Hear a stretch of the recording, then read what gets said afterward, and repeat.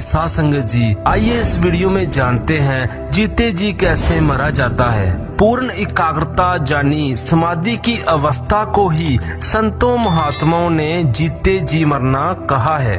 इस प्रक्रिया को भली भांति समझना बहुत जरूरी है, क्योंकि यही सारी रूहानी साधना का वास्तविक आधार है। सत्संग जी, शरीर जड़ है, आत्मा के दाखिल होने से ही इसमें प्राण आते हैं। आत्मा शरीर में से निकल जाए तो यह मुर्दा हो जाता है। शरीर को चलाने के लिए आत्मा ऊपर से नीचे उतरती है, परंतु मौत के समय यह नीचे से ऊपर की ओर सिमटती है। जीवन धारण करते समय जीवात्मा आँखों के द्वारा नीचे हाथों और पांव तक फैलती है।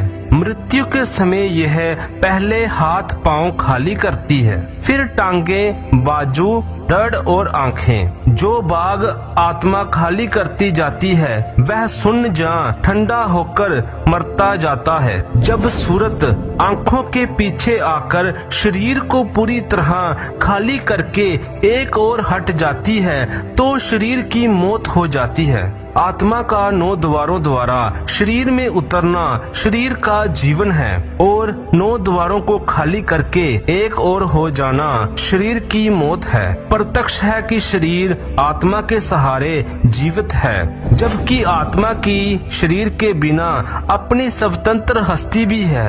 आत्मा चेतन है, शरीर जड़ है। आत्मा द्वारा मन और इंद्रियों का साथ लेकर 9 द्वारों में उतरने को ही परमार्थक भाषा में जड़ और चेतन की गांठ बंधना कहा जाता है। मन और आत्मा एक ही समय में 2 स्थानों पर नहीं हो सकती। शरीर के 9 द्वारों से कार्यशील होने जहाँ इंद्रियों के भोग भोगते समय यह तीसरे तिल पर नहीं होते, परंतु जब इन्हें आँखों के पीछे सिमरन और ध्यान में लीन किया जाता है तो इन्हें एकाग्र होने के लिए शरीर का नीचे का भाग खाली करके तीसरे तिल में वापस आना पड़ता है। इस अभ्यास में संभाविक मौत की तरह ही सूरत के द्वारा शरीर को खाली करने से पहले हाथ पांव सुन्न होते हैं, फिर टांगे और बाजू सुन्न होते हैं। इसके बाद धड़ और आँखों में से सूरत सिमटती है, जिससे आत्मा आँखों से नीचे का सारा भाग खाली करके आँखों के पीछे तीसरे तिल जहाँ 10वीं गली में पहुँच जाती है। मौत के समय आत्मा शरीर को छोड़कर एक तरफ हो जाती है तथा दोबारा इस शरीर में दाखिल नहीं हो सकती।